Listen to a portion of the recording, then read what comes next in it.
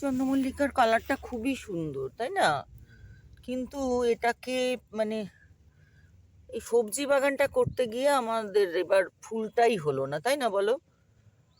এত সুন্দর কালার, হলুদটাও ভালো কালার, কিন্তু এই গাছ এই কাটিং ফাটিং গুলো করা হলো না বলে এটাকেও একটু লাঠি ফাটি দিয়ে যদি ঠিক করতে।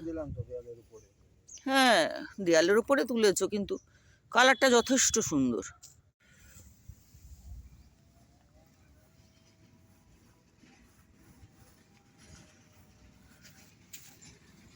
এরকম ভাবে মানে একদম লতিয়ে লতিয়ে বেচারারা এই যে শুয়ে পড়েছে, কি করবে? ওদের তো আর মানে